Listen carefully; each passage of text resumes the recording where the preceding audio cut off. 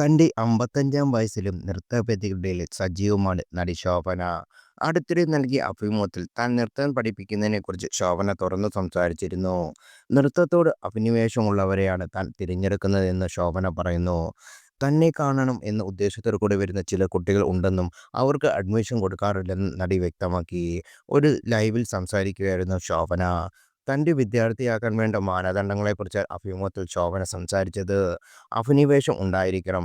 ചില പിള്ളേർക്ക് 4 വയസ്സ് മുതൽ നൃത്തം പഠിച്ചു തുടങ്ങാം. ചില കുട്ടികൾ തന്നെ കാണണം എന്ന് മാത്രമേ ഉണ്ടാകൂ. അവർക്ക് അഡ്മിഷൻ കിട്ടില്ല. കലയ്ക്ക് പ്രത്യേകിച്ച് നിയമങ്ങൾ ഒന്നുമില്ല. ഈ കുട്ടിക്ക് നന്നായി വരും എന്നൊന്നും പറയാൻ കഴിയില്ല. ചില കുട്ടികൾ പഠിച്ചുകൊണ്ടിരിക്കും. 15 വർഷം കഴിഞ്ഞാലും അരങ്ങേറാൻ കഴിയില്ല എന്ന് ശോഭന പറഞ്ഞു. കുട്ടികളുടെ അഭിനിവേശം അവരുടെ കണ്ണുകളിൽ അറിയാമെന്ന് നടി പറഞ്ഞു. പ്രായമായവരെ നൃത്തം പഠിപ്പിക്കണമെന്ന് പറയാറുണ്ട്. നന്നായി അധ്വാനിച്ചാൽ അവർക്കത് സാധിക്കും. പ്രായം പ്രശ്നമല്ല. എന്നാൽ ആഗ്രഹം മാത്രം ഉണ്ടായാൽ പോരാ.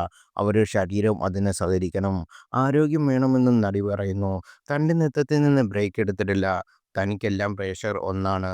താൻ ഡാൻസിൽ മാറ്റങ്ങൾ വരുത്തുന്നുണ്ടെങ്കിലും തന്റെ മത്സരാർത്ഥികളെ അങ്ങനെ ചെയ്യാൻ പ്രോത്സാഹിപ്പിക്കാറില്ല എന്ന് ശോഭന പറയുന്നു. ഡാൻസ് വെറുതെ ഒന്ന് പരീക്ഷിച്ചു നോക്കാം. പിള്ളേർക്ക് കുറച്ച് എളുപ്പവഴികൾ വേണമെന്നെല്ലാം പറഞ്ഞ് അത് ചെയ്യാൻ കഴിയില്ലെന്ന് താൻ പറയും.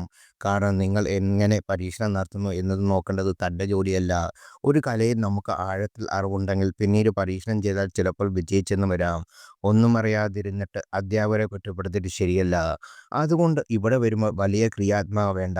പുറത്തുപോയി സ്വന്തം ക്ലാസ് തുടങ്ങുമ്പോൾ അങ്ങനെ ചെയ്തോളൂ എന്ന് താൻ കൂട്ടിച്ചേർക്കാറുണ്ടെന്ന് ശോഭന പറഞ്ഞു.